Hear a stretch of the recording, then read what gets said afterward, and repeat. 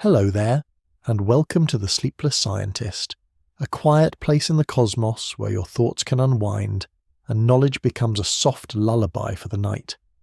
Tonight's journey will take us into an idea that drifts somewhere between science and poetry, between the precise edge of a hypothesis and the blurred outline of a dream. It begins with a question so old, so quietly persistent, that it feels as though it's been whispered into the human ear for as long as we've had language. What if reality itself is just the dream of a greater mind? It's not the kind of question you hear on a busy street in the middle of the day, when horns are honking and the sun is too bright to let you notice the subtle shiver of existence. It's the sort of question that comes at the in-between times, when you're not quite awake, not quite asleep, and the world feels like it's made of thinner material than usual. Maybe it comes as you're watching the way a curtain shifts in a late evening breeze, or while your tea cools slowly beside you, and you realise you've been staring into space without thinking of anything in particular. That's when the thought arrives. Is all of this imagined? Ancient thinkers have left us signposts pointing toward that same wondering. The Greek philosopher Plato spoke of people chained in a cave, mistaking shadows for the real world because they had never seen the sunlight outside. In China, the philosopher Zhuangzi dreamed he was a butterfly, drifting gently on the air. When he woke, he asked himself whether he had been a man dreaming of a butterfly, or a butterfly dreaming of being a man. The question is not about wings or chains. It's about the delicate uncertainty of knowing where the dream stops and reality begins, and whether there's even a line between them at all. If the idea feels unsettling, it's worth remembering how easily our own minds create worlds that feel solid. Every night as you sleep, your brain constructs places you've never been, fills them with people you may or may not know, and lets entire stories unfold with their own internal logic. The colours are vivid, the air has texture, the conversations flow naturally. You may find yourself tasting a fruit that doesn't exist, or feeling the ache of loss over someone who was never real. Then you wake, and it all dissolves. But for a moment, the afterimage of that world still clings to you. And in that moment, the waking world can feel just as fragile, just as dependent on some invisible storyteller. It's easy to treat dreams as unimportant because they vanish so quickly, but when you're inside one, it is your entire universe. You don't question the sky or the ground beneath your feet. You don't stop to check whether the people around you are real. You simply live within it until something shifts, some detail doesn't add up, or the edges blur, and you realise the scene is only as stable as your mind allows it to be. That is the sensation some philosophers and scientists have suggested might apply to our waking lives too. That all of this, the streets we walk, the stars we measure, the thoughts we think, might be part of a far larger dream, unfolding in the consciousness of something beyond our understanding. There is a certain tenderness in that image if you let yourself lean into it. To imagine that we exist because we are being thought of, that we are held in the mind of something vast and patient, is strangely comforting. It is like being a character in a beloved book, cherished enough to be written into existence, with all our complexities and flaws intact. If the dreamer is kind, perhaps the dream is too, and yet the thought carries its own quiet gravity. If we are dreamed, then our joys and sorrows, our mistakes and triumphs, are all part of a story that might never have been ours to begin with. But maybe that doesn't make them less real. After all, when you remember a dream from your own sleep, it becomes part of your life's tapestry, even if it happened in a place that never existed. Could the same be true for a universe that exists inside another mind? For now, there's no way to answer the question fully, and maybe that's the point. Perhaps the dream doesn't want to be solved. Perhaps it wants to be lived. In the sessions ahead, we'll wander through different ways of thinking about this idea through the lenses of science, philosophy, and the strange beauty of human imagination, moving gently between them like drifting from one dream scene to another. But before we do, take a breath and notice how the air feels in this moment. the way it moves over your skin, the way the room seems to hold you. Let the edges of your day soften and allow the question to rest there, in the background, like a half-heard whisper you don't need to chase. Because sometimes the best way to explore a dream is not to run after it, but to let it carry you. If you've ever tried to explain a dream to someone, you'll know how slippery it can be. You begin with a scene, perhaps you are walking through a familiar street, and then, halfway through telling it, you realise the buildings were different, the sky was the wrong colour, and the friend you were with was also your childhood teacher, except somehow they weren't. You keep going because in the dream, it all made sense. There was no confusion until you tried to carry it back into the waking world, where logic insists that a person can't be two people at once, and the ocean shouldn't be flowing through the middle of your kitchen. Dreams are strange like that.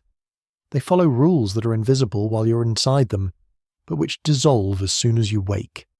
You don't need to be told how to move or how the places you see fit together. You just know.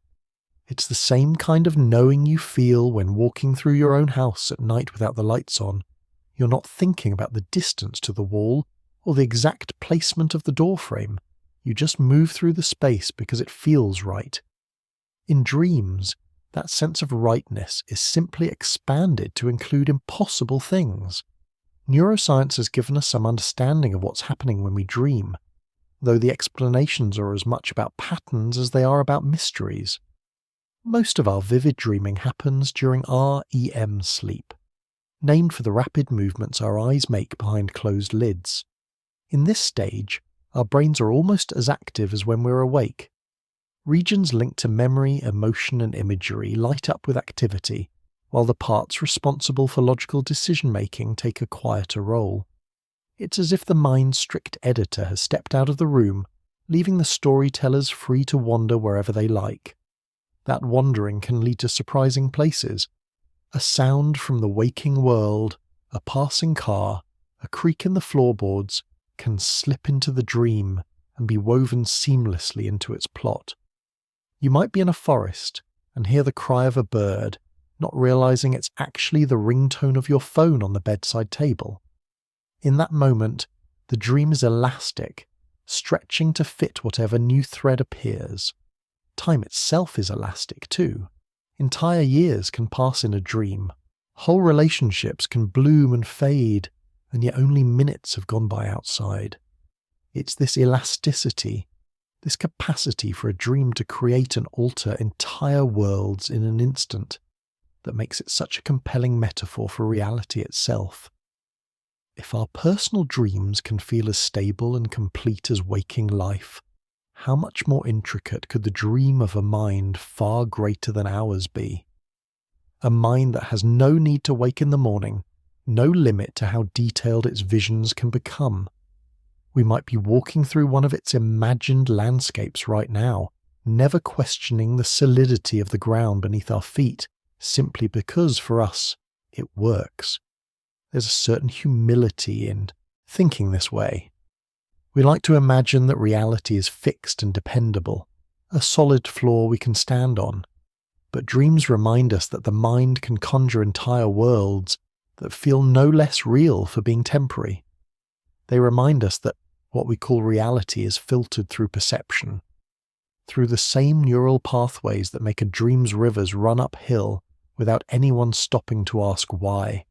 And yet, if this is the dream of a greater mind, we might also imagine that it has shape and structure, the way our own dreams sometimes return to the same places or people. You may have noticed a recurring setting in your dreams, a house you've never visited, a city you couldn't find on a map, but which you know your way around as if you've lived there all your life. It's as if the dream has its own geography, built from pieces of memory and imagination, growing more familiar the more you visit. Could the universe be like that? A recurring landscape in the mind of something vast, carried forward through cycles we cannot see. Consider how the patterns of nature echo across scales, the branching of trees and rivers, the spirals of galaxies and seashells. We find the same shapes repeating, not because the world is lazy, but because some patterns are simply stable, able to exist and re-exist no matter how they are formed. In the same way, a greater mind's dream might have its own preferred patterns, the ones it returns to over and over because they hold together well, because they create beauty and movement in equal measure. This is not to say that the dream is fragile. Our own dreams dissolve quickly upon waking, but the dream of a greater mind, if that's what we live in, might be held with such steadiness that it lasts for billions of years. To us, it would feel endless, as unshakable as the mountains. But even mountains change, and in dreams, change can happen in the blink of an eye. One moment, you're in winter. The next, the snow is gone, replaced by the hum of summer insects. The dream doesn't ask your permission. It simply shifts. When I think about that, I find myself wondering whether déjà vu might be the dreamer adjusting something mid-story, and we, the characters, simply catching a faint echo of what changed. A fleeting moment when the edges of the world shimmer and you can almost see the stitches in the fabric before they fade again. In the end, the shape of a dream is not something we can map fully, even when it's our own. It grows and changes with every thought, every fragment of memory, every flicker of feeling. And if we are indeed walking through the dream of a greater mind, perhaps our role is not to chart every corner, but to notice the way it feels to move within it, the way light falls across the floor in late afternoon, the way a familiar voice can make a room feel warmer, the way a thought can shift your whole mood, as if someone turned the page of the story without telling you. For now, that is enough. The dream continues, whether we try to hold it still or let it flow. And in the next part of our journey, we'll begin to explore one of the most intriguing bridges between the dreams we know and the reality we think we inhabit. The idea that both might, in their own way, be simulations, worlds created within worlds, imagined into being for reasons we can only guess at. Each night, without effort, without needing any special equipment, you become the operator of your own private simulation. You lie down, close your eyes, and somewhere in the quiet machinery of your mind a world begins to form. At first it may be fragments, a shifting colour, a sound without a source, the memory of a face, but then the pieces start finding one another. The fragments grow into streets you can walk, skies you can read like a map, conversations that seem to belong to lives you've been living for years.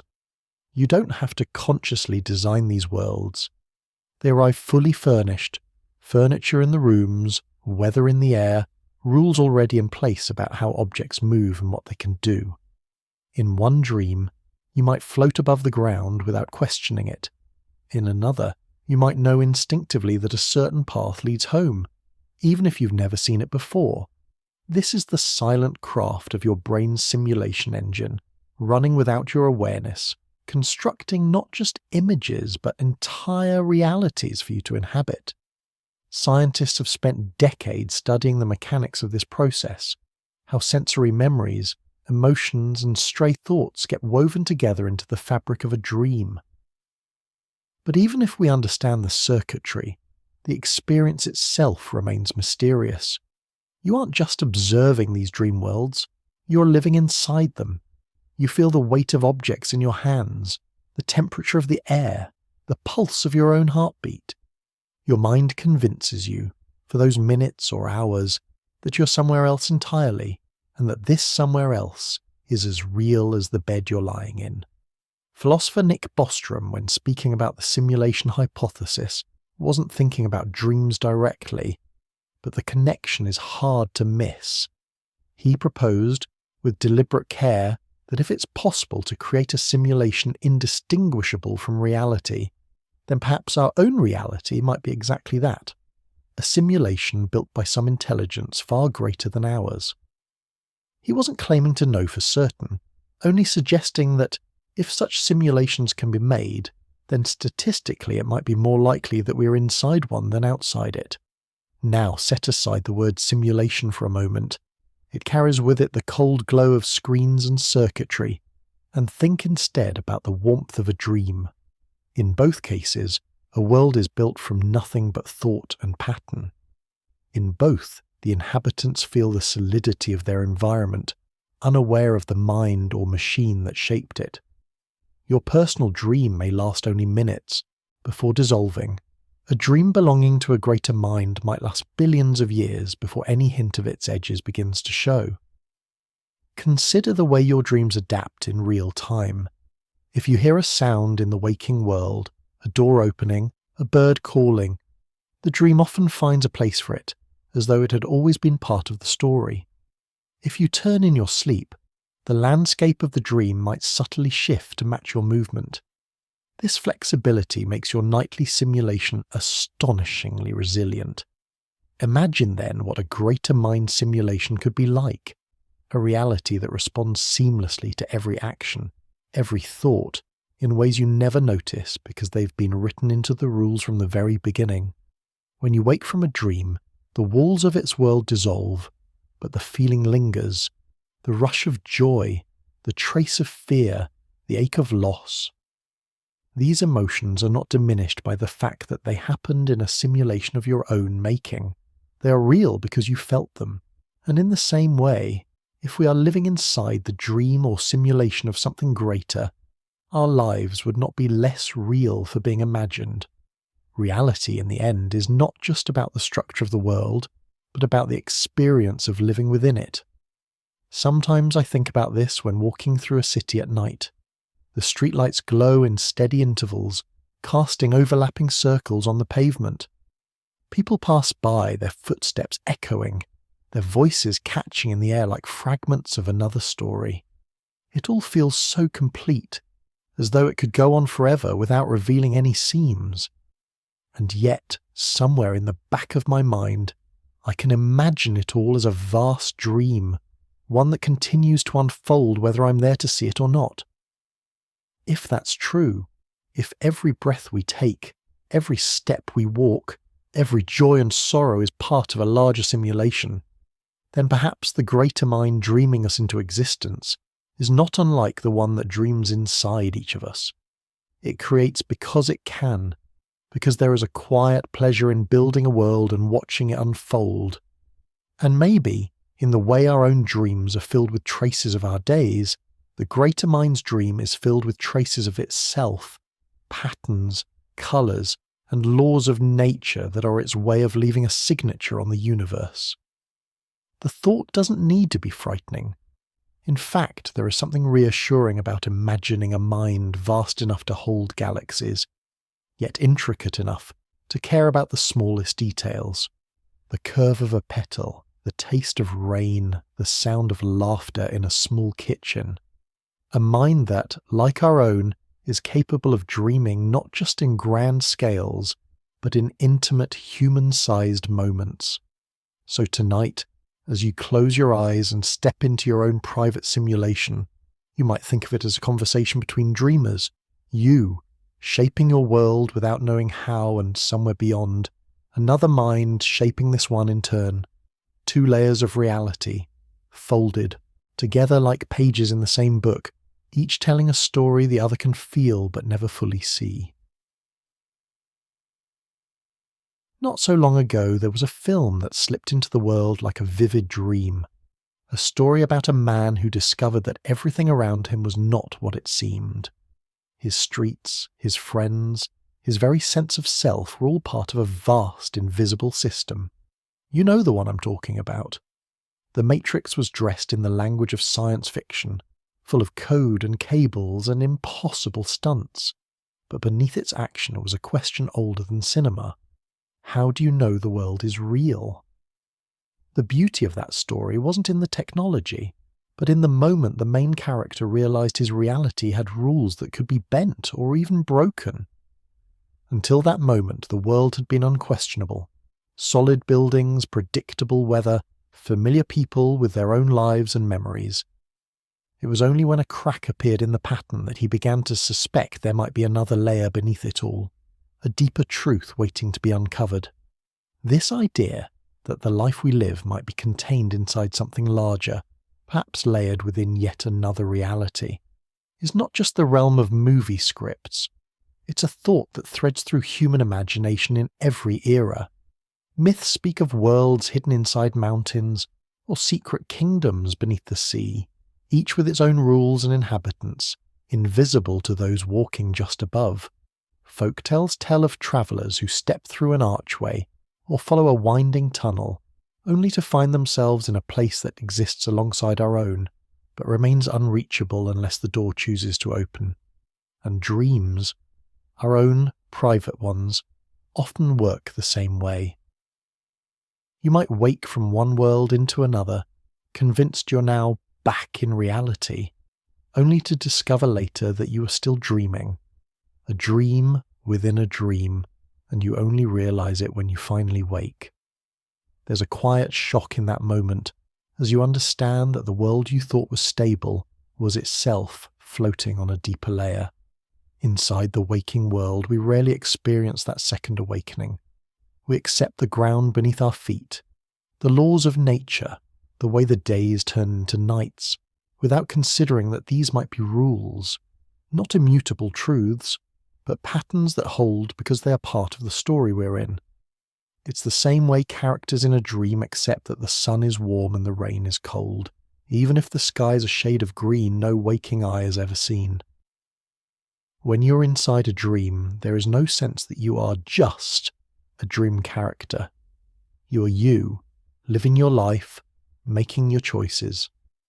If someone told you otherwise, you'd laugh and shake your head, because everything you can touch and see insists that you are real. The same is true here. In the dream you're in now, the one we call waking life, it's almost impossible to step outside and get the perspective of the dreamer. And maybe that's for the best.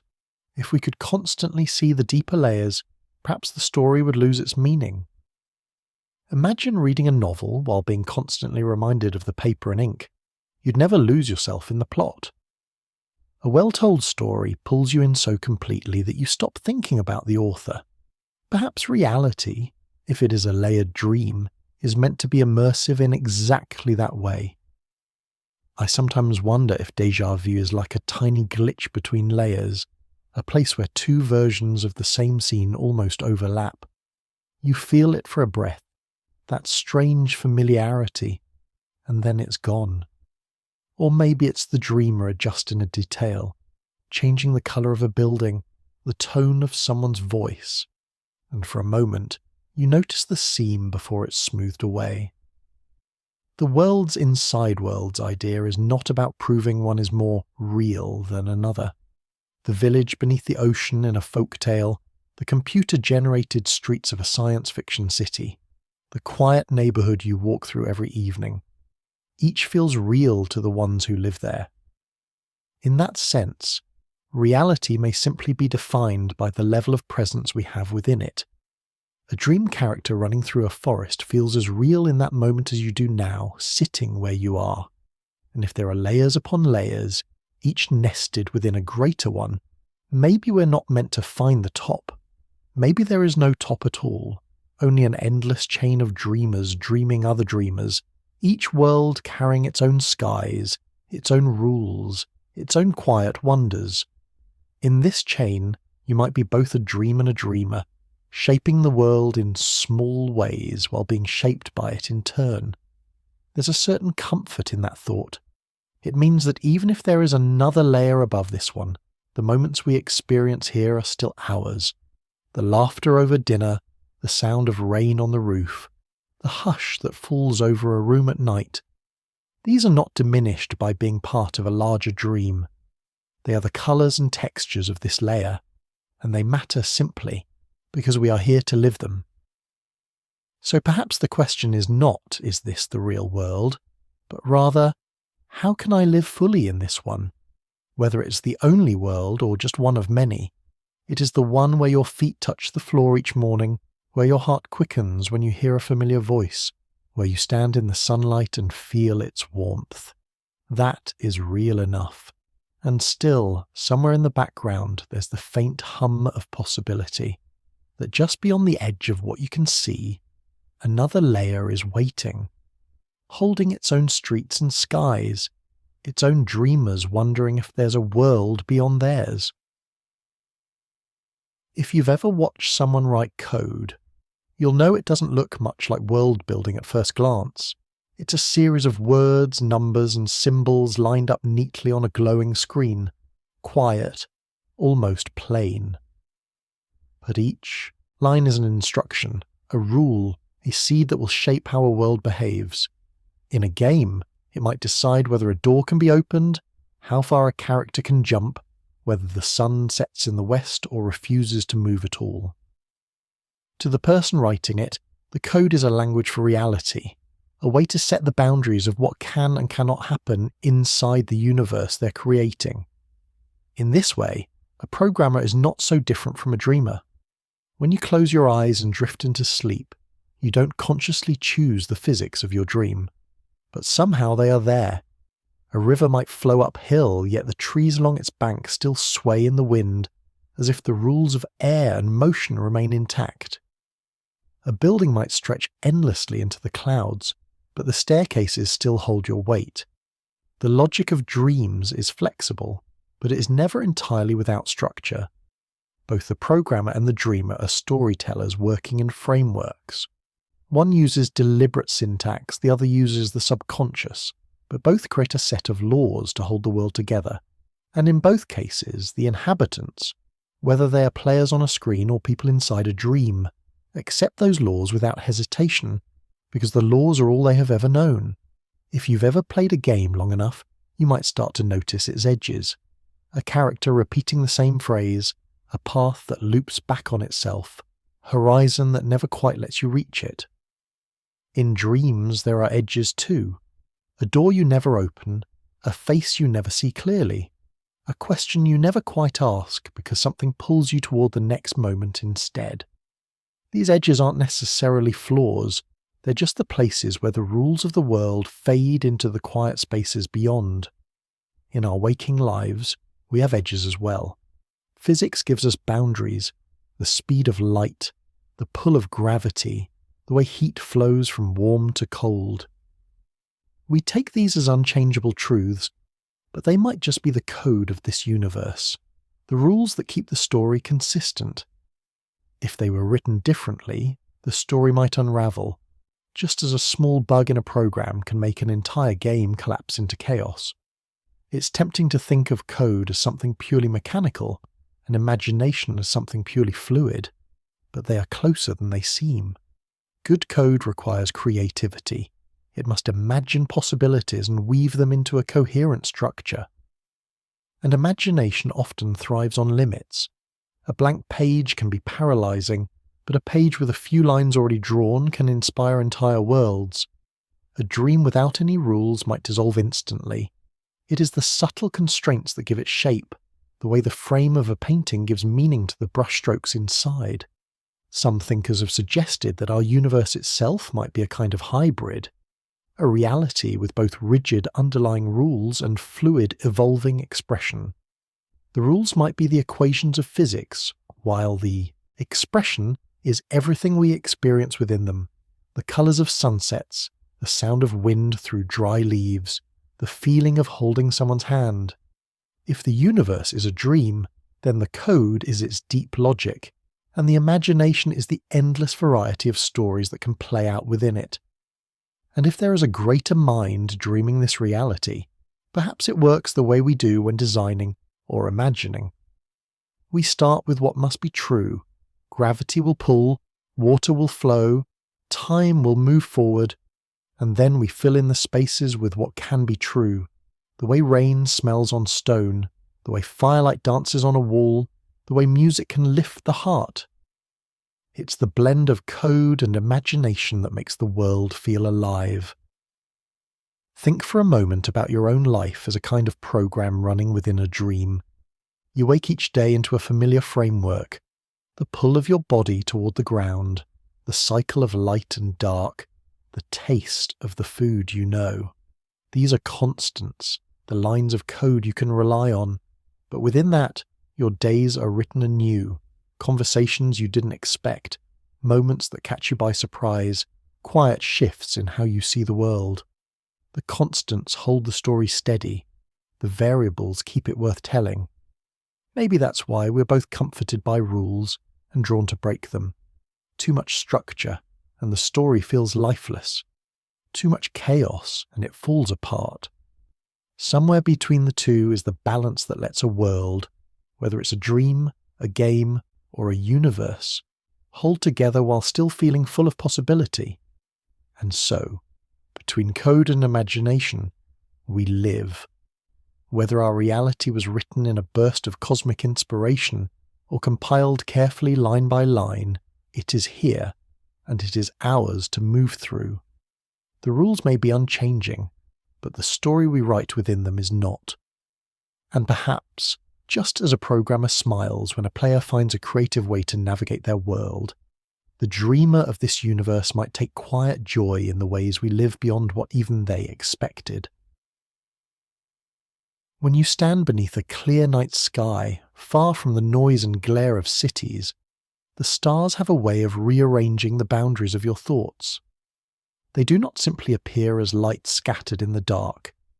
They begin to feel like points of connection, each one a silent signal sent across a vast, patient distance. You can almost imagine threads between them, invisible lines weaving their quiet glimmers into something larger, like beads on a string, or like the branching pathways of a mind too immense to fit inside anything we know. It's not a new thought. Astronomers and philosophers alike have been struck by how the large-scale structure of the universe, the way galaxies gather in filaments, the way clusters form and stretch across unimaginable distances, echoes the patterns we see in the neurons of the brain.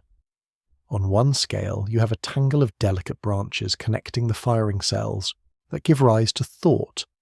On another, you have entire galaxies, each a whirlpool of stars strung together by invisible filaments of dark matter and gravity, each connection humming with the slow currents of cosmic time. Of course, a similarity in shape doesn't mean the two are the same. A brain thinks because its neurons exchange signals through an intricate living chemistry. A galaxy drifts through space because of gravity and motion set in play long before we were here to see it.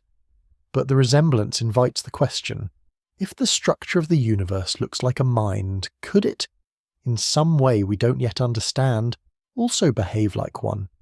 Could it, over scales too slow for us to notice, be thinking? If it could, what would the pace of those thoughts be? We're used to thinking of thoughts as flickers, fractions of a second from one idea to the next. But what if a thought could last 1,000,000 years? 1,000,000,000? What would it mean to feel time not in heartbeats but in the births and deaths of stars? We might not even recognize such a thought if we saw it. It would be as if an ant walking across a painting could comprehend the idea behind the image. Perhaps in this imagined cosmic mind, we are not separate from the thinking at all. We might be tiny movements within it, brief sparks of self-awareness appearing and fading as the great mind turns its attention through the depths. A wave of thought might pass through us without our knowing, the way a neuron fires without being aware of the pattern it helps create. It is a humbling idea, to think of ourselves not as the thinkers, but as part of a thought much larger than any of us could hold. If the universe could think, what might it dream about? Would its dreams be like ours, fragments of memory, desires woven into impossible scenes? Or would they be as vast as the forces that shaped it? We dream of people we love, places we long for, fears we can't shake. A universe might dream of galaxies colliding, of the slow curl of spiral arms, of light spilling outward from newborn stars. Or perhaps it dreams in ways we cannot translate, in concepts too large for human senses, like the feeling of all oceans across all worlds, moving in rhythm, or the echo of 1,000,000,000 suns fading at once. When you look up at the night sky, it's tempting to think of the stars as fixed points, a map that doesn't change. But they are in motion, drifting in slow arcs, pulled by one another's gravity. Over thousands of years the patterns shift, constellations stretch or dissolve. To the imagined mind of the universe, These motions might be like the shifting currents of a thought, the way our own memories rearrange themselves over time. What seems permanent is, in truth, always moving. There is a certain comfort in imagining a conscious universe. It suggests that we are not alone, not simply drifting through a cold and empty expanse. It suggests that our existence is part of something with intention, even if we can't begin to grasp what that intention is. If we are part of its thought, then every act, every moment, is connected to something larger, like words woven into a story that no single letter can see in full. And maybe this imagined mind is not just vast, but also intimate. Just as we can focus our attention on something as large as the horizon, or as small as the warmth of a cup in our hands, perhaps the universe's awareness can move from the scale of galaxies down to the scale of a single life, a single moment.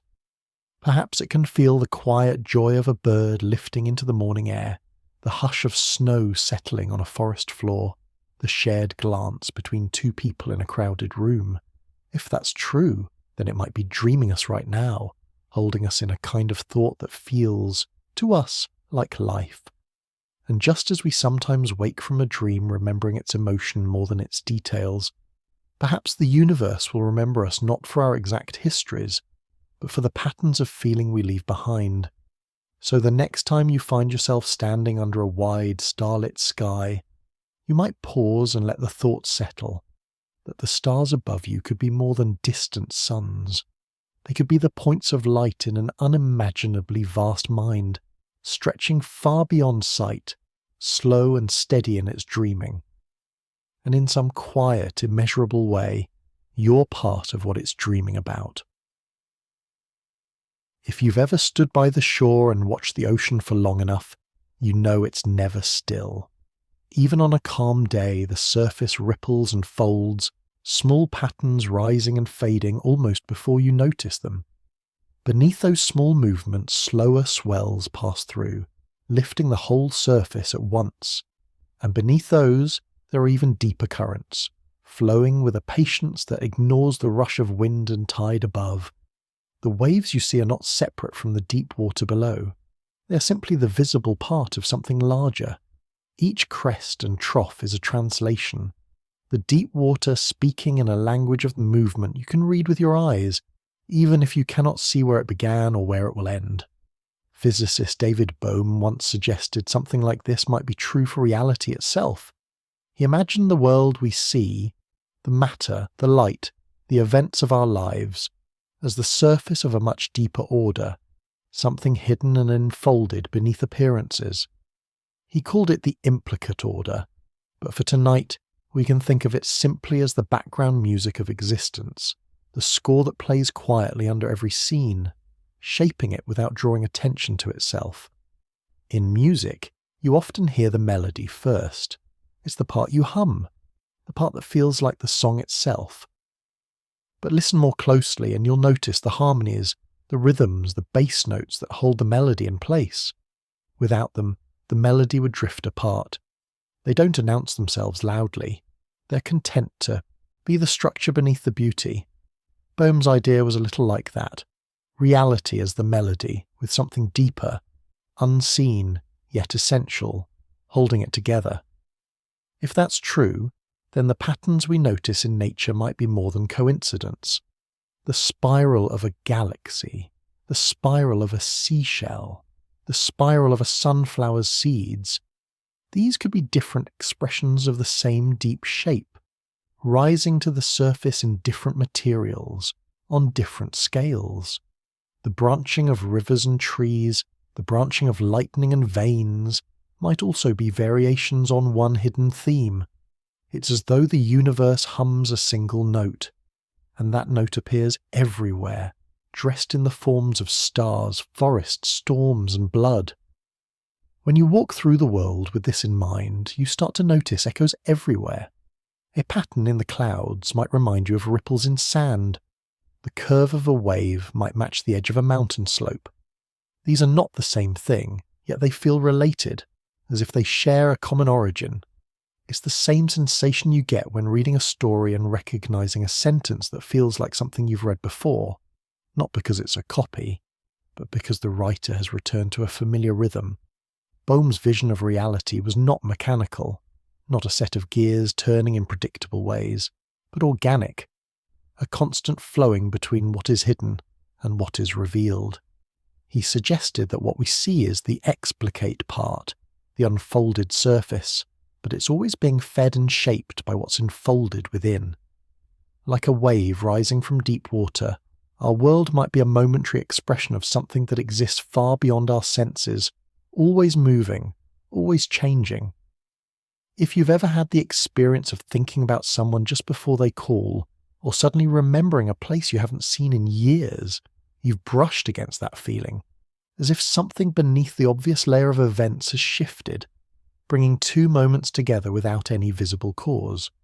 Science might explain such moments through coincidence or the workings of memory, but in the metaphor of the hidden ocean, they are simply smaller waves shaped by deeper tides. This way of seeing doesn't require us to abandon what we know about physics or nature. It just asks us to hold the possibility that what we know is the surface of something wider. We measure particles, chart galaxies, describe the laws that govern them, but there may be a kind of quiet order beneath those laws, not separate from them, but folded inside them like the grain in a piece of wood. We work with the surface because that is where we live, just as a sailor works with the waves. But every wave has a root in the deep, and if reality is like an ocean, then perhaps consciousness, whether ours or the universe's, is one of its deeper currents. Our thoughts, our dreams, the quiet flow of awareness itself might not be confined to the surface of our individual minds. They might be part of a wider movement, one that passes through us the way a current passes through water, carrying something larger than we can measure. Standing at the shore, watching the waves, it's easy to forget the depth below. The horizon stretches so far that it feels complete, as if what you see is all there is. But somewhere beyond the reach of your eyes, the currents turn, the depths shift, and the surface changes in response. Perhaps the same is true of our lives. The patterns we see and touch are real, but they are also part of something deeper, moving in the dark with a rhythm we can only sometimes feel. If we could hear the universe's hidden music clearly, maybe we would recognize it instantly, the way you know a familiar song from its first few notes. Until then, we catch it in glimpses, a repeating pattern in nature, a sudden sense of connection, the quiet feeling that something is moving beneath everything. And maybe, just maybe, that deeper pattern is not only the structure of reality, it is also the dream of the universe itself, playing softly beneath the waking world. When a child dreams, the logic of the waking world loosens its grip. A cardboard box becomes a spaceship. A hallway becomes an endless jungle. The floor turns to clouds, and the clouds carry castles that drift wherever they please. In these dreams, there is no boundary between what is possible and what is wished for. The wish itself makes it possible. The dream does not ask permission. It simply begins. If we imagine the universe as a conscious mind, vast and unhurried, perhaps its dreams work in a similar way. They might not need the kind of logic we cling to here on Earth. They might not be bound by the steady tick of time or the familiar tug of gravity. In its dreams, the universe might fold galaxies together the way a child folds paper, placing stars side by side that in waking space are separated by millions of light years. It might let entire worlds grow from a single note of music, or turn the space between atoms into forests that breathe. We sometimes think of dreaming as a passive act, a kind of byproduct of rest. But in many ways, dreaming is the mind's most active form of play. Freed from the need to follow strict rules, it can rearrange its memories, invent new shapes, rehearse futures that have not yet happened. A conscious universe might dream for the same reasons, not only to create, but to explore its own possibilities. In our own dreams, we often revisit familiar places. A school you haven't seen in decades, a street from your childhood, a house that never existed except in this inner world, but which feels as though you have walked its halls forever. These places are not identical from one dream to the next. They shift and adapt, sometimes with details that make no sense at all. A staircase that changes direction halfway up, a door that opens to the sky. The familiarity is real, even when the details are impossible. If the universe dreams, perhaps it too has recurring settings, a particular pattern of stars it returns to again and again, a certain curve in the way a spiral galaxy forms, a habit of arranging matter into shapes that echo one another across scales. Maybe these patterns, the spirals, the branches, the waves, are the universe's recurring dream locations, the places it finds itself drawn back to no matter how many other possibilities it explores. In the dreams of children, there is often a quality of wonder that feels endless. A small discovery, a glowing pebble, a talking bird, can hold the whole focus of the dream. Nothing else is needed.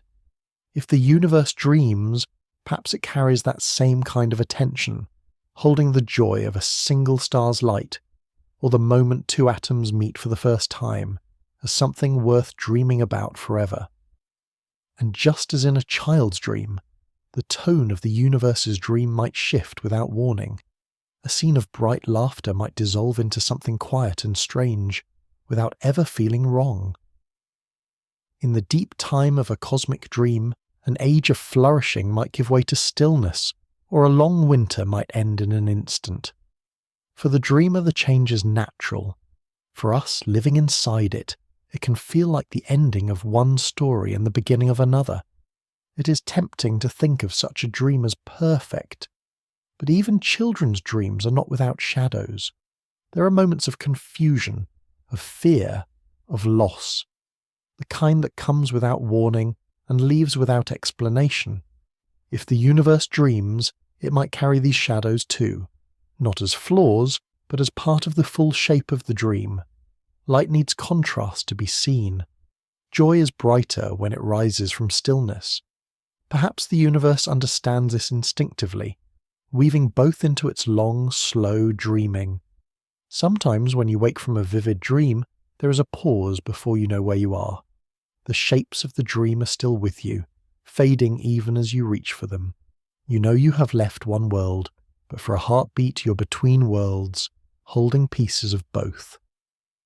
If the universe ever wakes from its dreaming, if such a thing can even happen, perhaps there would be such a moment, a breath between realities when the shapes of the old dream blur into whatever comes next.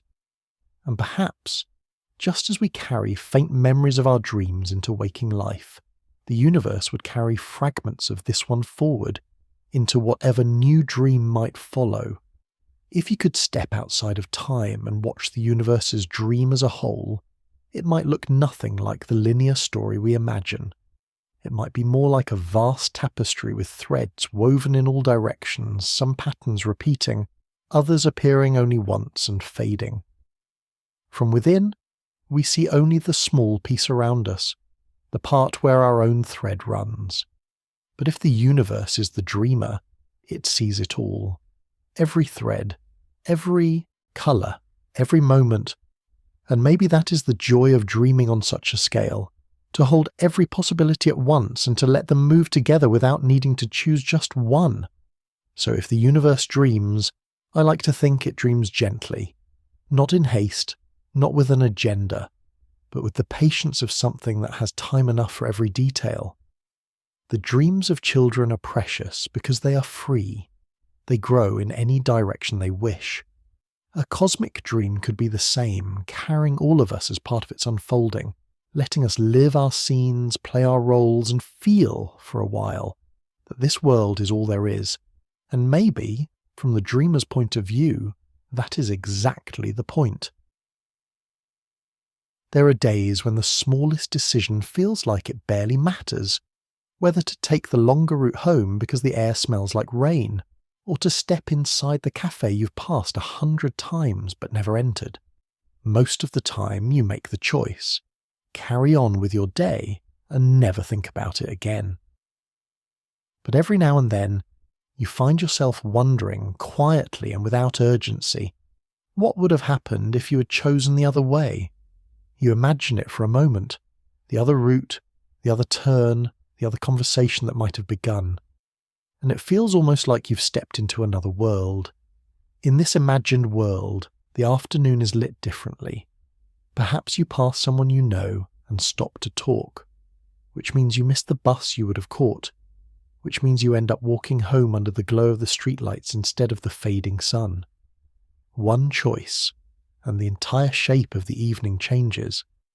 In physics, there is an idea called the many worlds interpretation, and although it lives in the strange mathematics of quantum theory, it is easy to imagine it in the form of a story. Picture a great tree, its trunk the present moment. Every branch is a possible future, and every time something happens, every decision, every random event, the trunk divides again. The branches spread in all directions, each holding a version of the world where the choice went one way and another where it went another. In this view, you never truly lose a path. You simply step onto one branch while others continue without you. Somewhere in this branching forest, another version of you took the other road, said yes instead of no, lingered instead of leaving. Those other versions are not ghosts or fantasies in this interpretation. They're just as real, though unreachable, each living out its own thread of the dream. If the universe is a dream, the many worlds picture makes it an unusually generous one. Instead of choosing a single storyline, the dreamer allows every possible version to play out.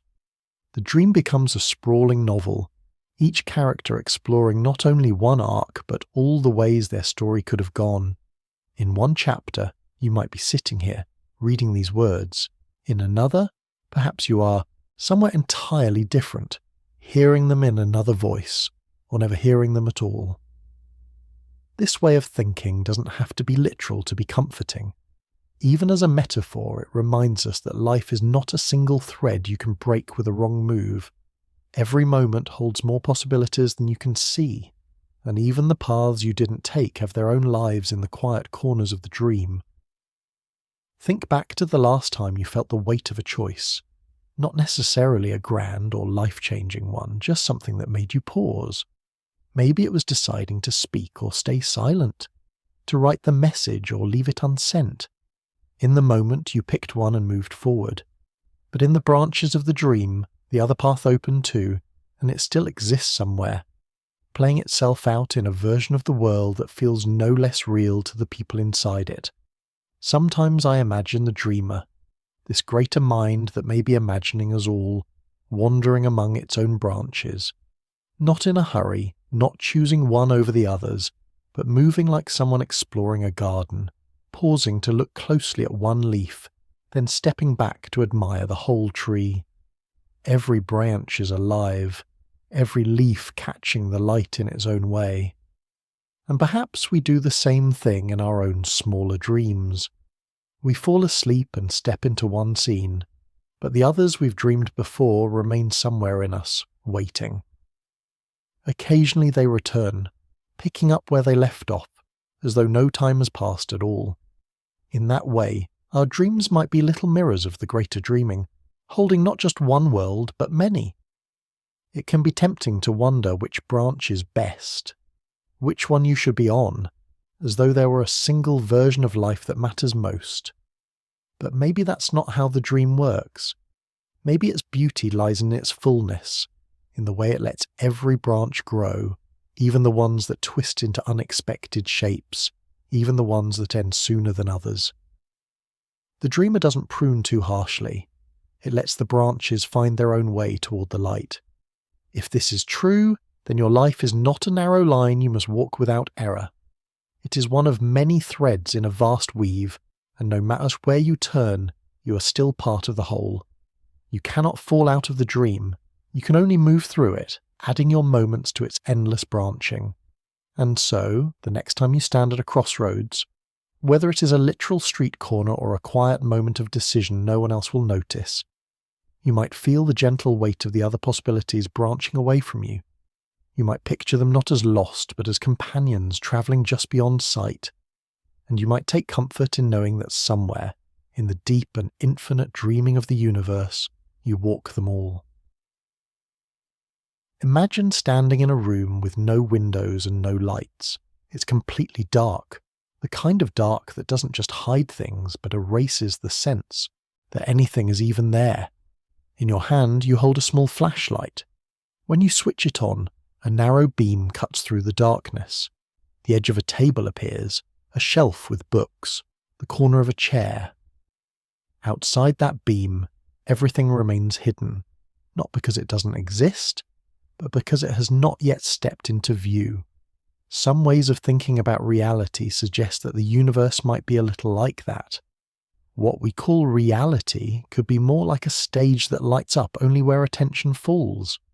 In physics, this idea sometimes appears in conversations about how particles behave, how they can seem to exist in a haze of possibilities until something interacts with them, at which point they appear in a definite state. In more philosophical terms, it becomes the thought that the world you experience is not fully formed until you meet it. This doesn't mean that the universe is empty until you look at it, any more than the rest of that dark room is gone while your flashlight is turned away. But it raises the possibility that reality, at least as we know it, is shaped in the moment of encounter. The table exists in relation to you seeing it. The floor exists in relation to you walking on it. The air exists in relation to you breathing it. Without the relationship, there is no experience. And without the experience, there is no reality you can know.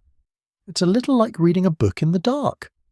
The words are printed on the page whether you see them or not, but they only become part of your story when you shine light on them, when your eyes and mind meet them and give them meaning.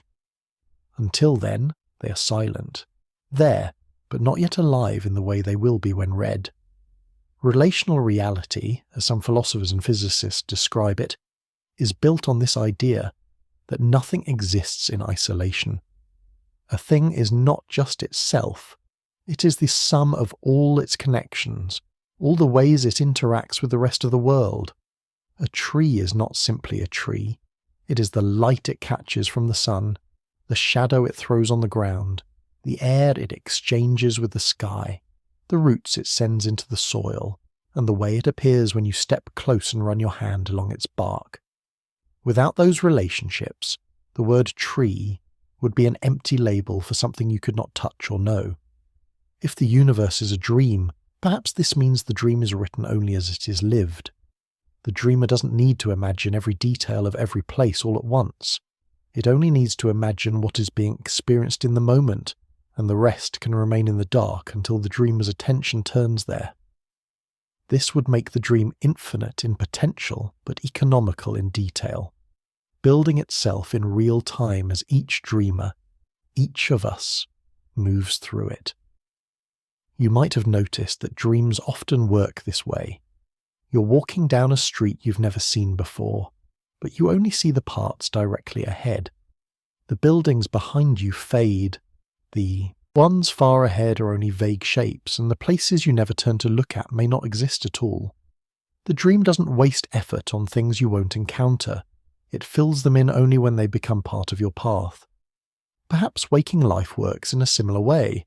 Not that the mountains vanish when you are not looking at them, but that the reality of them, the way they are experienced, comes into focus only in the moment of meeting. Before that, they exist as potential, as outlines waiting to be filled in. The moment you stand before them, the details arrive, the sharpness of the air, the shifting colour of the rock, the sound of wind along the slopes. If this is true, then reality is not a fixed painting hanging in a gallery. It's more like a living performance, where each scene is set when the actors step onto the stage. You are one of those actors, and your presence calls certain scenes into being. The performance is different for each person because the spotlight of attention falls in different places. There's something quietly beautiful about that thought. It means that reality is always fresh, always being made in the meeting between you and the world. It means that your life is not just a path through something already built, but part of the construction itself. With every step, every glance, every choice, You help decide which part of the darkroom will light up next. And if the universe is the dreamer, perhaps it dreams in this relational way because it enjoys the surprise. Even a dreamer might prefer not to know in advance exactly how the story will unfold. By letting the dream grow only where attention falls, the universe can experience itself in countless ways, always new, always unfolding. The next time you step into a place you've never been, a quiet street at night, a forest path just after dawn, a room where you'll meet someone for the first time, you might feel the edge of this idea. The world is there, but it is also becoming as you see it. The light of your attention is drawing it out of possibility into presence. And somewhere perhaps the dreamer is watching with you, seeing it come into being for the first time. Imagine a library so large that you could walk its halls for 1,000 lifetimes and never see the same shelf twice. The air is still and warm, carrying the faint scent of paper, ink, and something older. The dust of centuries, the quiet patience of a place that has been waiting for you far longer than you have known it exists. The shelves stretch upward beyond sight, their ladders resting at strange angles, as if they too have wandered off in search of the right book. Each book here is a universe. Not just a story about a universe, but the universe itself, pressed somehow between covers. If you could lift one from the shelf and open it, the world inside would not simply describe itself to you. It would unfold around you. The air would change, the ground beneath your feet would shift. The sky above would take on a colour you had never imagined, and everything that followed would feel as real as the floor you're standing on now. In this infinite library, the dreamer, the greater mind that might be imagining everything, is both the librarian and the reader. It moves through the shelves without hurry, sometimes pulling down a volume it has opened before, sometimes choosing one at random. Each time a book is opened, the story begins anew, not as a repetition, but as a living world full of small variations that make it unlike any telling before. Some books are slim, their universes brief and self-contained, ending almost as soon as they begin. Others are vast, so heavy that it takes the strength of ages to lift them, their pages filled with countless worlds nested inside one another. Perhaps our own universe is somewhere on those shelves, part of a series so long and winding that even the dreamer sometimes loses track of which volume it is on. It's tempting to imagine that the books wait in silence until they are read, but maybe that's not quite true. Perhaps each book is already alive in its own way, its world unfolding whether the dreamer's attention is on it or not. To open a book, then, is not to start the story, but to step into it, to join a world already in motion, to catch it mid-breath and mid-thought. You can imagine, too, that some of the books speak to one another. A character from one universe might be a legend in another. A law of physics in one might be only a dream in another. Somewhere, there could be a universe that is reading about ours, wondering if we are real, wondering if their own world is being read by something greater still. The shelves are not organized in any way you would recognize. There is no clear order of size, of age, of style. Some spines are richly decorated, inlaid with patterns of light that seem to shift as you watch. Others are plain, their titles, if they have them, fading into the leather. You could wander these shelves forever, and still you would never find the beginning or the end. In a library this vast, those words have no meaning, and perhaps this is the point. A dream that contains infinite worlds has no need for a single fixed story. Every universe is a book, and every book is a chance to experience something new, to explore a different shape of space, a different flow of time, a different way of being. In one, life might exist only as patterns of light drifting in the air. In another, mountains might breathe and rivers might sing. In another still, everything might be just as it is here, except for one small detail that changes the course of history entirely. If you think about your own life in this way, you could imagine that you are a chapter in the middle of one such book. You may never know how it began or how it will end, but the pages around you are full of stories that touch your own. Some are the lives of people you know. Some belong to those you have never met and never will. Yet all of them are written into the same binding, the same world.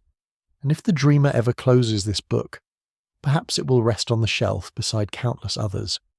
Not lost, but simply waiting. Waiting for another time, another reading, another chance to open its pages and let its story breathe again. In that way, nothing in the library is ever truly gone. It is only ever between readings. Sometimes, in quiet moments, you might feel a trace of this library around you. The sense that your life is one of many, that there are other shelves and other books, each as rich and vivid as your own. You may never walk those halls, never turn those pages yourself, but you can imagine them, and in imagining them, you step a little closer to the dreamer who holds them all. And maybe, just maybe, that's why we dream at night. Not only to rest, not only to process the day, but to wander, for a while, in the library beyond waking, to visit a book we have never seen before, to open it without knowing what waits inside, and to step into a story that might be as real to us as this one is now. If you listen closely to the way people describe their dreams, you start to notice echoes. Someone will say they dreamed of being chased through narrow streets, the sky turning dark above them. Another will speak of flying without effort, the ground dropping away until they can see the curve of the earth. Someone else might tell you they dreamed of losing their way in a city they almost know, the streets half familiar, the signs unreadable. The details shift from person to person, but the shapes remain. It is as if, beneath the surface of our separate lives, we're all drawing from the same small basket of symbols. These symbols show up in stories too, not just in dreams, but in myths, folk tales, and the oldest songs. A door that appears where there wasn't one before, a journey across water, a stranger who turns out to be a guide. They appear in the stories of people who never met, who lived continents apart, speaking languages that could not have been translated between them. And yet, when you look at the heart of these stories, they feel like distant cousins. Carl Jung, the Swiss psychiatrist, called this the collective unconscious. He thought of it as a deep layer of the mind shared by all humans, a place where these recurring symbols, he called them archetypes, live and wait. In this view, dreams are not only private films made from the scraps of your day, they're also messengers from that deeper layer, carrying images and patterns that belong to everyone. You can picture Jung as a quiet collector of dreams, travelling without leaving his desk, gathering these recurring images like seashells from every shore. His writings are filled with examples: the shadow, the hero, the wise old figure, the flood, the great tree. None of these belong to one culture alone. They seem to arise naturally, as if the human mind, when it dreams, gravitates towards certain shapes the way rivers find their way to the sea. It's worth noticing that these archetypes are not rigid. The hero in one dream may be a knight in armour, in another a child carrying a lantern, in another still a stranger offering you an umbrella in the rain. The flood might be a rushing river, or a wall of snow, or a tide of sand.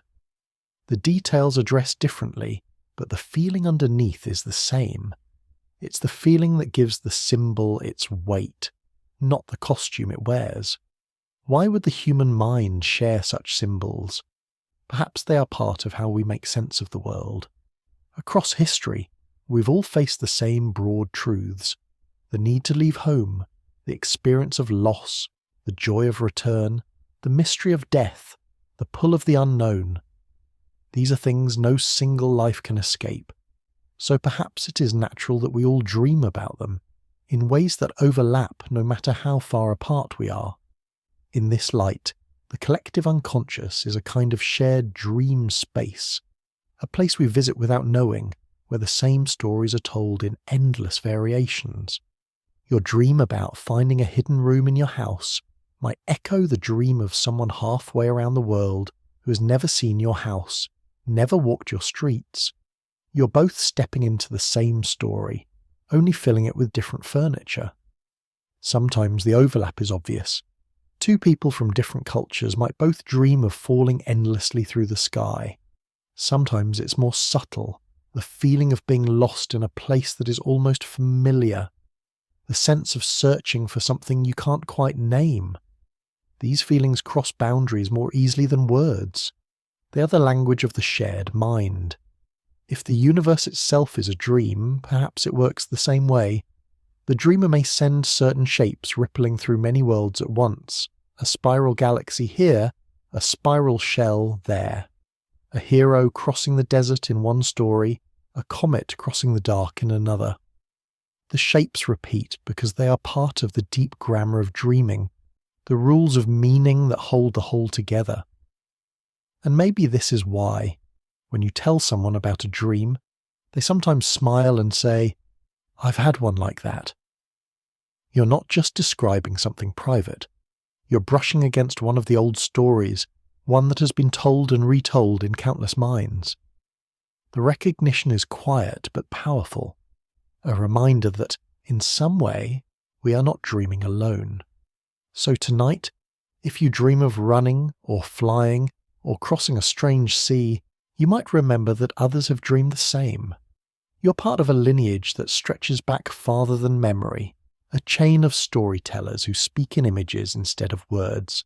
And somewhere, perhaps, the dreamer who holds us all is smiling, watching the same old stories weave themselves anew in every sleeping mind. Time equals 2 seconds. Sometimes, without planning it, two people will have the same thought at the same moment. You might be reaching for your phone to call a friend when the screen lights up with their name. You might hum a song quietly to yourself, only to hear someone across the room start singing the same line aloud. These moments are small, and they pass quickly, but they leave behind a faint, curious warmth, as if a thread had briefly pulled you closer to someone else without either of you knowing why.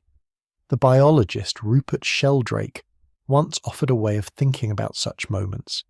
He called it morphic resonance, the idea that memory and form are not stored only in individual brains or physical structures, but in shared fields that connect similar things.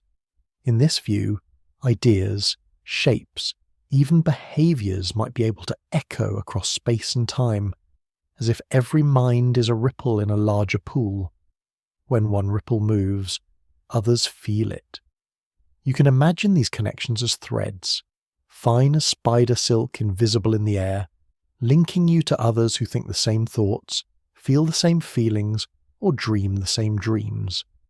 Most of the time the threads are quiet, like harp strings in a still room, but sometimes something brushes against them, and they hum, sending a vibration along their length. Someone, somewhere, feels that hum and responds without knowing why. In dreams, these threads might be even more active.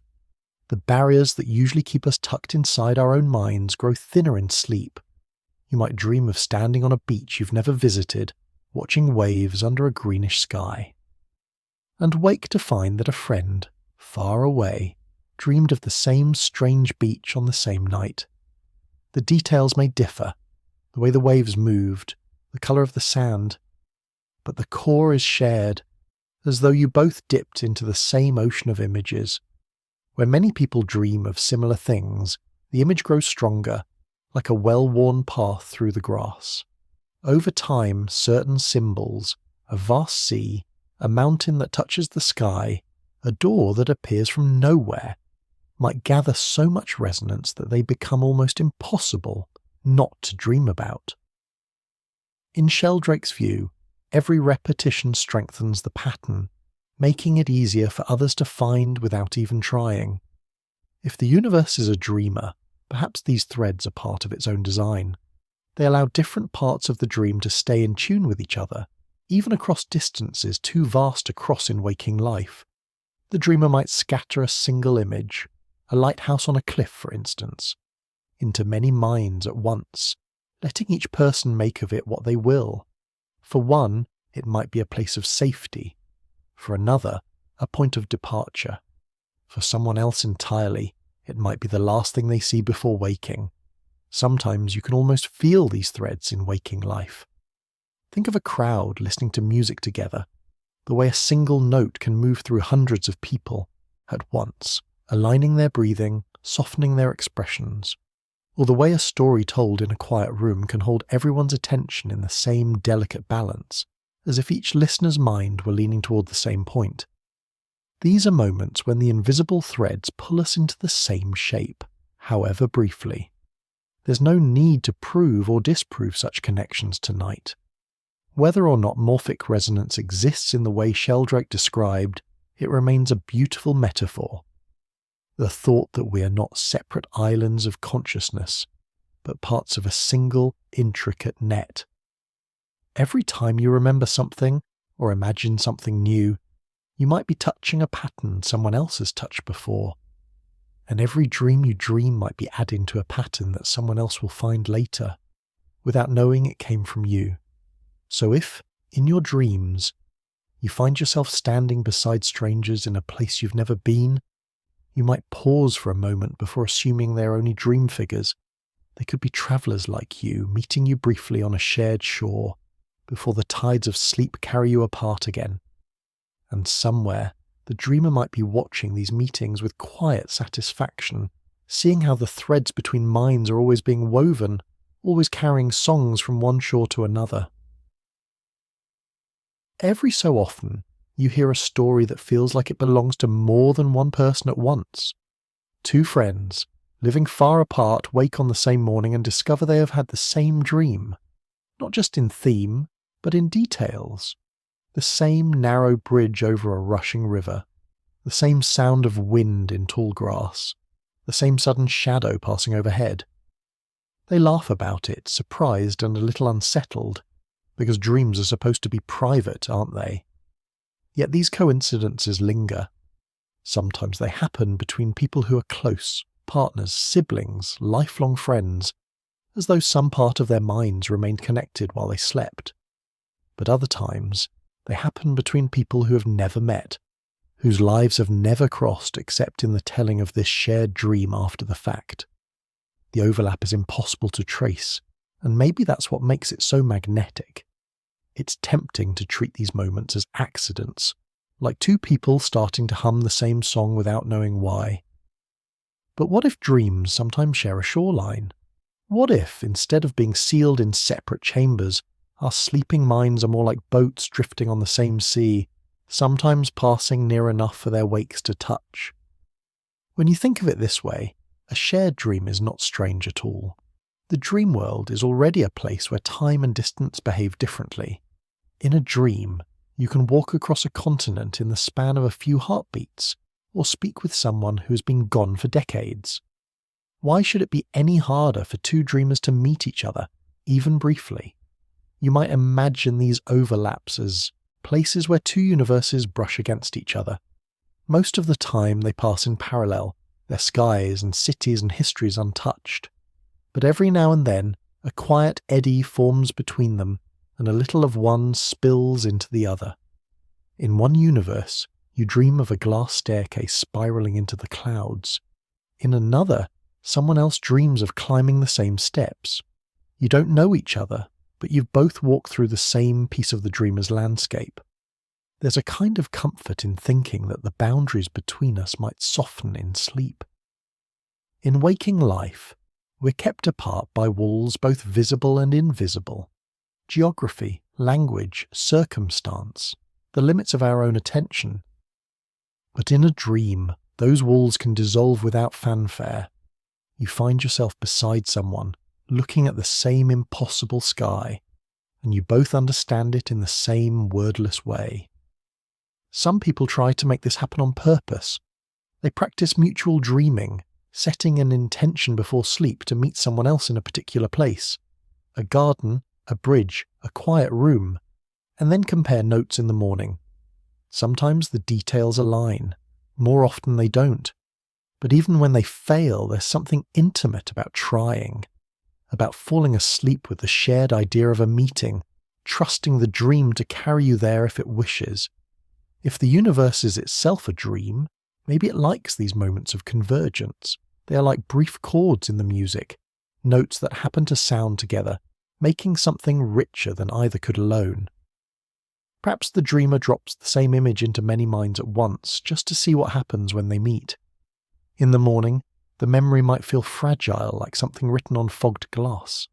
You can tell someone about the dream, but the telling is never quite the same as the experience. Still, the knowledge remains. For a moment, you were not entirely alone in the landscape of your mind. Someone else was there, walking the same paths, seeing the same colours. And maybe it happens more often than we realise. Maybe there are dreams we forget upon waking that were shared with others. Brief crossings, unnoticed because the memory didn't make it to daylight. If so, then the dream world might be full of these hidden meetings, threads of connection passing silently between people who will never know they touched. The next time you wake with the feeling that your dream was unusually vivid, you might pause before dismissing it. Ask yourself, who else might have been there? Who else might remember the same river, the same bridge, the same shadow overhead? You may never know, but the wandering is its own kind of bridge, one that stretches into the quiet, unseen places where dreams still overlap. Every night while you sleep, a quiet architect begins its work. It waits until you drift far enough from waking life, until your thoughts have loosened their grip on the day. Then, in the shifting light of REM sleep, it starts building. Rooms rise from nothing. Streets stretch into the distance. Oceans form under skies that weren't there a moment ago. You walk into these places as if they had always existed, never pausing to wonder how the walls knew where to stand or why the air smells like rain. Science can trace this process in the language of neurons and brainwaves. In REM, rapid eye movement, sleep, your brain becomes as active as it is when you're awake. Signals loop between areas that handle memory, emotion, and imagery, weaving fragments together into scenes. People you haven't seen in years walk into your kitchen. Cities rearrange themselves into shapes that make no sense and yet feel inevitable. Time stretches or collapses. The architect works without blueprints, yet every dream has its own inner logic. You can think of it as your brain's nightly rehearsal for living, taking pieces of the past, mixing them with imagined futures, and testing how they fit together. Sometimes it rehearses fears, letting you practice escape or confrontation. Sometimes it rehearses joys, building places you wish existed. And sometimes it simply wanders, creating worlds for the pleasure of seeing them. If the universe is itself the dream of a greater mind, perhaps it works in much the same way. Somewhere beyond our understanding, there could be a vast REM, a state in which possibilities are drawn together into patterns, tested against one another, and allowed to grow if they hold. The galaxies, the laws of physics, the colours of dawn, all of them might be the architecture of that greater dreaming. In our own dreams, the architect doesn't need to create everything at once. A hallway can exist only as far as you walk. A mountain can wait, just beyond sight, until you turn your head. The rest remains in potential, ready to be built in an instant. Imagine if the same were true for the universe. It wouldn't need to exist in full detail until someone looked at it. The dreamer could save its energy for the parts currently being lived in. Sometimes the work of the nightly architect feels familiar, like revisiting a place you've been before. People often report recurring dream landscapes, a certain house, a certain street, that appear again and again as though kept in storage between visits. Perhaps these are the architect's favoured designs, pulled out and rebuilt with small changes each time. If so, maybe the universe has its own recurring patterns, spirals in galaxies, branching in trees, the curve of a wave, forms it never tires of using. And just as your dreaming mind can blend impossible elements into a seamless whole, a friend's face with a stranger's voice, a city skyline with the smell of the sea, the universe might blend its own unlikely combinations. Stars born from clouds of gas trillions of kilometers wide, planets where rain falls in diamonds, life that begins as single sells and ends up thinking about where it came from. It's easy to imagine this greater mind as deliberate, planning everything down to the smallest detail. But if our own dreams are any guide, it may not always work that way. Dreams are part design, part improvisation. A character says something unexpected, and the dream changes to follow it. A door opens onto somewhere you didn't mean to go, but now that you're there, you want to see what happens. Maybe the universe, too, is part scripted and part improvised, a balance between structure and surprise. When you wake from a dream, you don't usually think about the architect who built it. The dream dissolves, the scenes fade, and you return to the world that feels more solid. But the work continues each night, as faithfully as breathing. And if the universe is also dreaming, its architect may be just as invisible to us. Not because it is hiding, but because we are too busy living inside the worlds it makes. So tonight, when you close your eyes, you might picture that quiet builder stepping forward again. You might imagine it unrolling new streets, lifting new skies into place, planting new forests under moons that have never shone before. You might wonder if, somewhere far beyond, the greater architect of reality is doing the same, sketching the outlines of worlds not yet seen, testing the fit of their light and shadow, deciding which ones to keep. And as you fall into sleep, you might realize that you too are part of its work, a scene, a moment, a dream it is still in the middle of building. Walk into a room you know well, your living room perhaps, or the kitchen you've used 100 times. At first glance, it feels as if you see the whole space at once. Every chair, every shelf, the shape of the window, the colour of the floor. But the truth is gentler and stranger. You don't actually take in all those details in the same moment. Your eyes dart from one point to another, your brain stitches the fragments together, and the result is a smooth illusion. A room you believe you saw in full from the instant you entered. This is not deception in the harsh sense, but a kindness of the mind. Instead of overwhelming you with raw, flickering detail, it offers you something already assembled. Where your vision is incomplete, it quietly fills in the gaps using memory, expectation, and pattern. If you've always seen a blue vase on the table, you will see it there even before your eyes have truly checked. If the sunlight usually falls on the far wall at this time of day, your mind will put it there, even before you turn your head.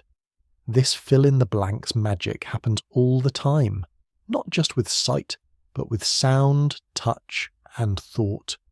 You hear half a word and know the rest. You feel the edge of a surface and know the shape. It is the same reason you can listen to music while thinking about something else.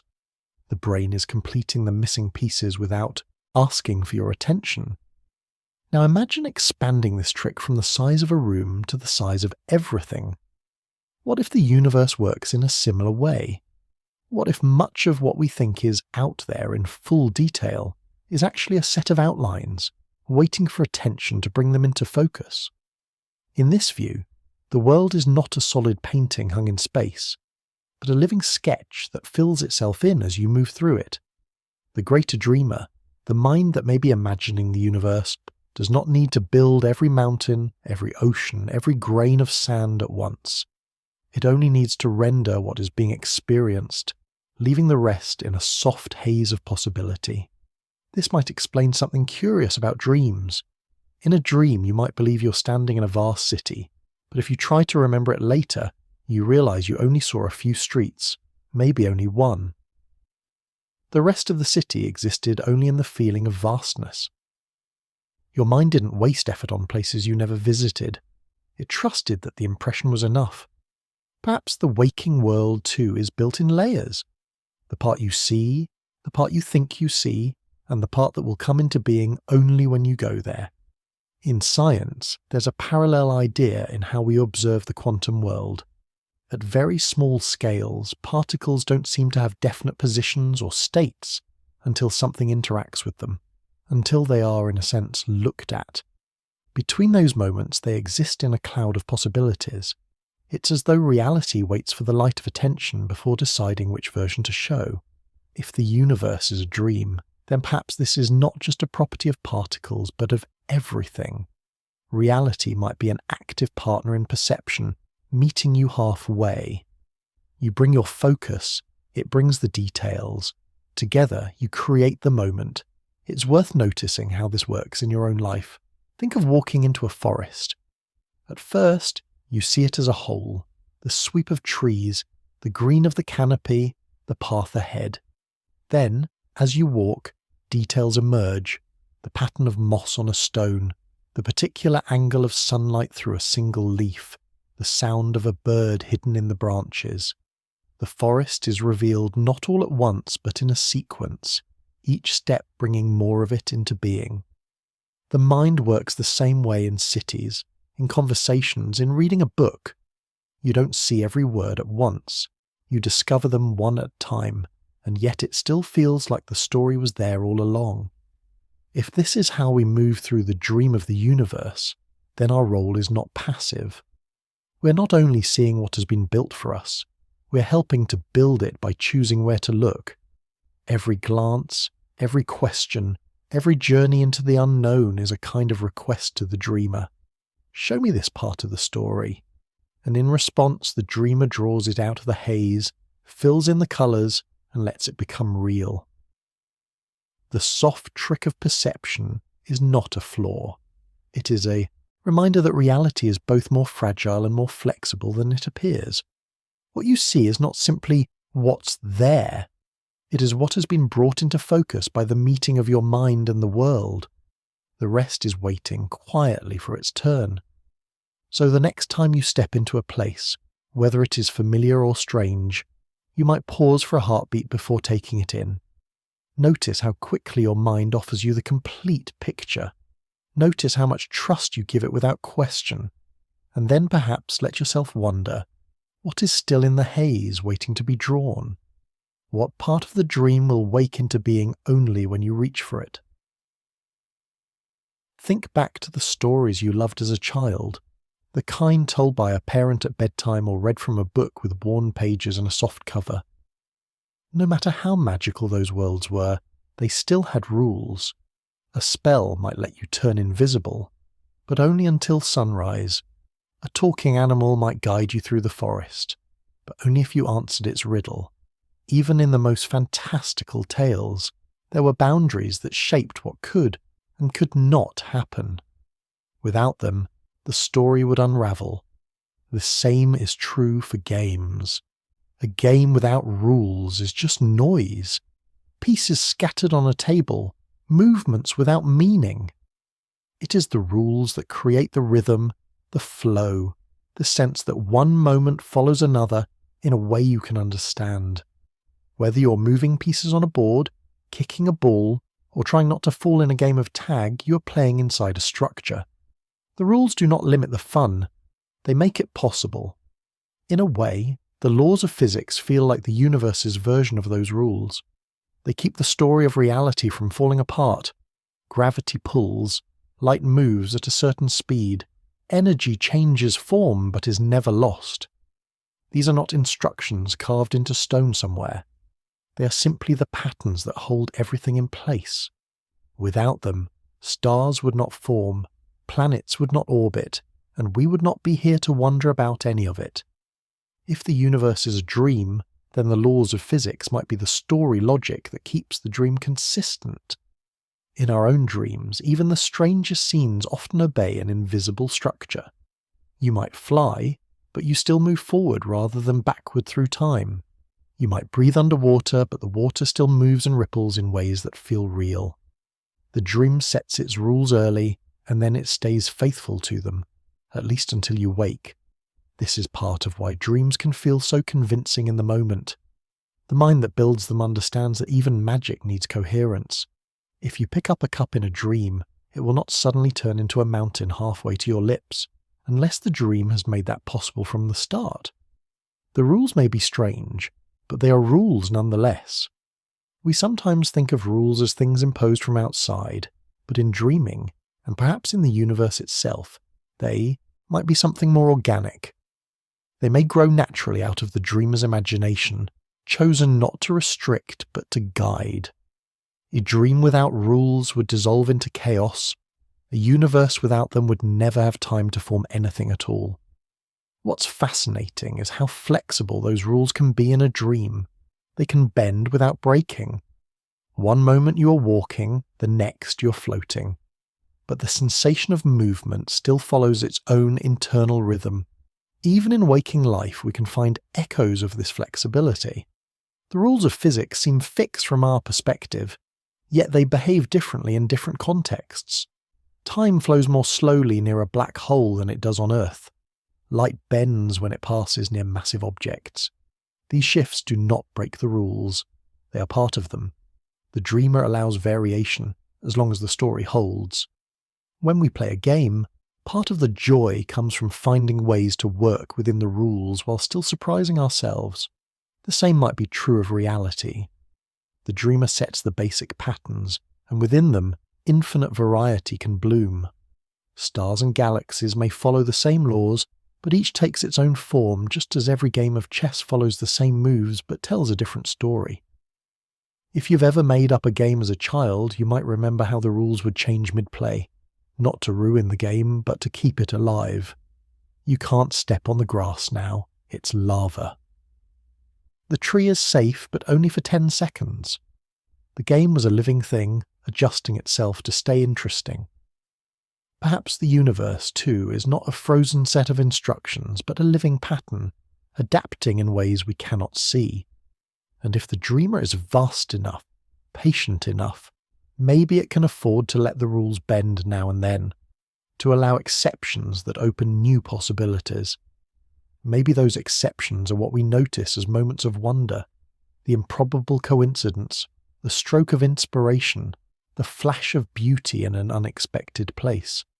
They are not violations, but expansions, the dream finding a way to tell more of itself. So the next time you look at the world, the way rivers curve, the way planets spin, the way light pours through a window in the afternoon, you might imagine these as the gentle, invisible rules at work. You're not just living in a story, you're living in one that holds together because its dreamer knows how to keep the pieces connected. And maybe, like a good game or a good fairy tale, it is all the more magical because it makes sense, even when it feels like it shouldn't.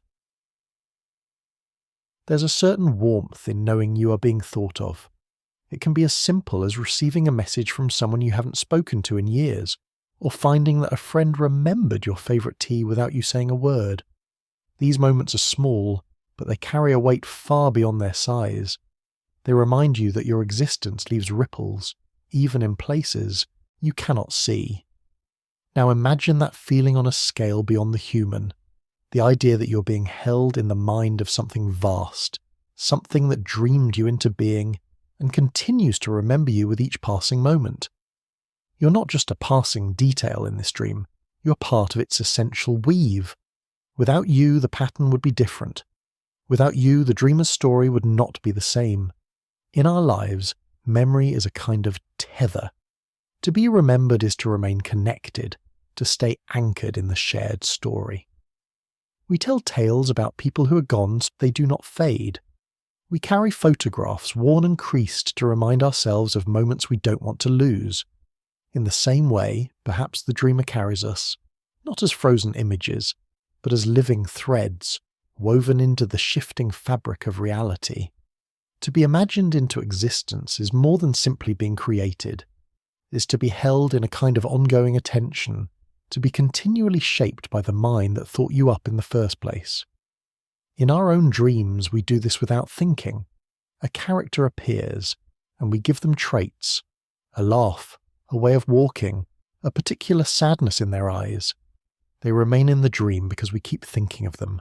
If we turn away, they might vanish. But if we hold them in our mind, they keep breathing, keep speaking, keep moving through the landscape we've made for them. It's a tender thing to consider, that our continued being might depend on being remembered. And yet, rather than feeling fragile, it can feel like belonging. Like sitting in a warm room, hearing your name spoken softly by someone who wants you there. If the universe is a dream, then perhaps every sunrise, every heartbeat, every small coincidence is the dreamer remembering us again, noticing us, adjusting the light so we can see the path ahead, letting us feel the breeze so we know the air is still moving. The dreamer does not have to keep us here, but it chooses to, and in that choice is meaning. We sometimes think meaning must be grand, carved in stone, declared from mountaintops. But meaning can also be as quiet as a thought that returns again and again. The way a writer returns to a certain scene in a story because it feels important, even if they don't yet know why. The way a painter finds themselves painting the same curve of a branch in many different works. To be imagined into existence by a greater mind could be like that. A persistent note in a song too wide for us to hear all at once, but still felt in every measure we live. There's a human mirror for this in the way we remember each other. You may not see someone for years, but if you carry them in your mind, in some way they are still present. And when you meet again, it feels less like a beginning and more like a continuation. Perhaps the dreamer feels the same way about us. Every morning when we wake is simply picking up where it left off, continuing the story without needing to start from scratch. This is not to say that every moment is scripted or that we have no agency. In our own dreams, the characters sometimes surprise us. They speak words we didn't plan, take actions we didn't see coming. And yet they remain part of the dream because we choose to keep them in it. We let them stay to see what they will do next. In that way, the dreamer's remembering might be an act of curiosity as much as care, a willingness to keep imagining us because our choices make the story richer. If you've ever had a dream you didn't want to end, you know the feeling of holding on to a moment as long as you can. Maybe the dreamer feels that too. Maybe every day we live is the dreamer lingering, unwilling to let go just yet. And maybe, in ways we can't measure, our awareness feeds back into the dreamer, so that it remembers us not just as shapes, but as selves, intricate, surprising, alive. When you think of it this way, existence feels less like a cold accident and more like a shared act. You're not simply here because of matter and chance. You're here because something is thinking of you, right now, and not just in the abstract, but in detail. The way your voice sounds, the way you turn your head when you're curious, the way you pause before speaking, and perhaps, when the day comes that you're no longer imagined in the same way, it will not be an erasing but a returning, like a wave folding back into the sea that carried it. But for now, you are here, remembered into being, part of a dream that is still unfolding, and that, in itself, is a kind of quiet wonder. If you have ever written a story, even a small one, perhaps just a scene in a notebook or a letter meant for a single person, you may have noticed something unexpected. There comes a moment when a character you thought you controlled suddenly does something you didn't plan. You imagined they would turn left, but they turned right. You believed they would stay silent, but instead they spoke. It feels strange at first, even a little unsettling, as though the page has decided it no longer belongs entirely to you. Writers often talk about this as if the characters have wills of their own. Of course, on some level, they are still creations of the writer's mind. But within the logic of the story, the characters begin to feel consistent, alive. Their earlier actions, their small habits, the way they react to the world around them, all of these start to shape what they will and will not do next. The writer can still force them into an action, but it will feel false, like a note played off-key. To keep the story true, the writer must allow the characters to be themselves. Perhaps living in the universe is something like that. If we are part of a dream being imagined by a greater mind, we might think we are simply moving through a script. Yet the dreamer, like a good writer, may have given us enough depth, enough individuality, that we can make choices which surprise even it. Within the boundaries of the dream, the setting, the rules, the flow of time, we still have space to shape our own path. This is not absolute freedom. Just as a character in a story cannot suddenly sprout wings unless the world already allows for such things, we cannot step outside the fundamental patterns of our reality. But within those patterns, there is room to choose, to speak or remain silent, to stay or to leave, to build or to destroy. And every choice, no matter how small, becomes part of the story the dreamer is telling. It's comforting in a way to think that our decisions matter, even if the dreamer could have predicted them. A writer might guess how a character will act, but that doesn't make the moment less real when it happens. The writer still feels the shift in the scene, still wonders how this will change what comes next. The dreamer too might feel a kind of curiosity watching us, wondering how we will move within the space it has imagined. Sometimes this interplay between structure and choice is what gives a story its beauty. A novel without limits can feel formless. A life without boundaries can feel overwhelming. But when there are enough constraints to shape a path and enough freedom to choose how to walk it, the result is something alive. We become co-creators, not just inhabitants of the dream. There are moments in life that feel as though they carry this balance perfectly. When you meet someone by chance and the encounter changes the direction of your days, when you follow a sudden impulse, to take a different road home, to start a conversation with a stranger, and find that it leads somewhere meaningful. These are the points where the dreamer's design and your own movement inside it meet in harmony, like two notes blending into a single chord. Even the challenges we face might be part of this shared authorship. A character in a story grows because of obstacles, because of the need to decide under pressure. Without these moments, there would be no arc, no depth, no reason for the reader to care. If the dreamer is telling a story through us, perhaps it values not only our joy but our resilience, our ability to choose well, or at least to choose meaningfully, in the face of uncertainty. Of course, we do not see the whole plot. No character does. We know only the chapter we are in, the scenes we have lived. The dreamer holds the rest, the backstory, the unwritten pages, the possible endings.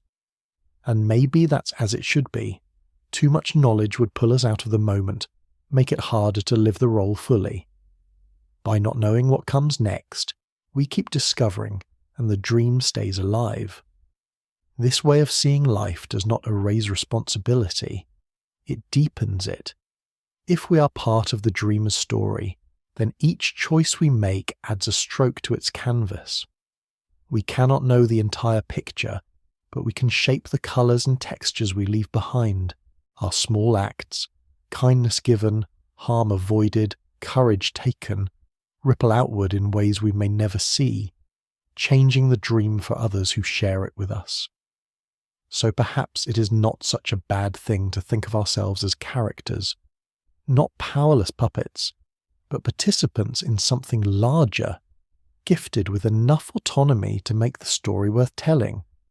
The dreamer may have written the world, but we write ourselves in every step we take, and when the dreamer looks back, if it ever does, perhaps it will remember us not only for how we fit into its design, but for the ways we stepped beyond it, even just a little, to make the story our own.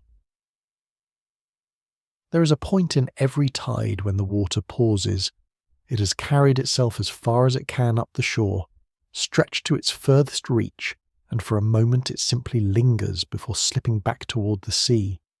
You can stand there, ankle deep, and feel it, the brief suspension before the retreat, a stillness that is not the end but a turning. Perhaps we are like that, waves of thought, of life, of existence itself, carried for a while in form, in motion, in individuality, until we find ourselves pausing, turning, and returning to the greater body that dreamed us. It is not a vanishing, but a rejoining. Not the closing of a book, but the quieting of a voice so that another may speak. The greater mind, the dreamer we have wandered through in these hours together, might be like that ocean, immense, unknowable in its entirety, yet somehow intimate in the way it touches us. We are not outside it. We never have been. We are made of its water, moved by its currents, held in its gravity. Every choice we make, every breath we take, is a small ripple returning to it. You might imagine yourself now as one of those ripples, a thought within a thought, a momentary pattern in the endless sea of awareness.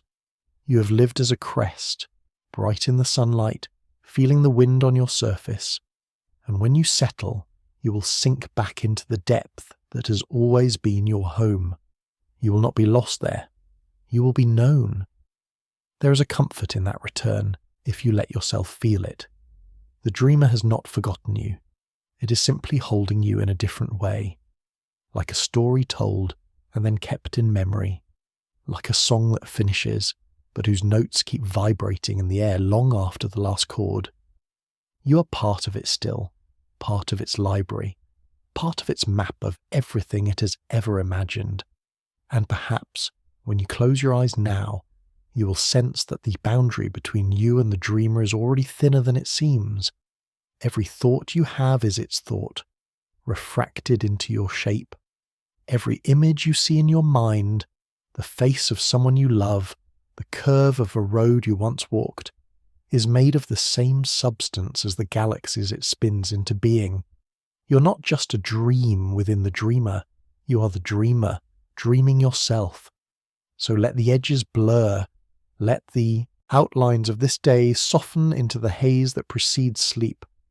The events, the conversations, the small worries, they will all find their place in the greater tide to be carried and reformed as needed. You do not have to hold them tightly.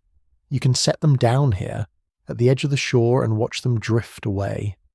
Somewhere, beyond the horizon of your waking mind, the greater dream continues. It is building and dissolving worlds, weaving new patterns, listening for the echoes of its own thoughts. And in that vast work, you're not a stranger.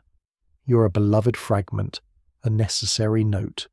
Tonight, you might think of yourself not as ending the day, but as returning to that mind, like a wave returning to the ocean, like a character stepping back into the story from which they came.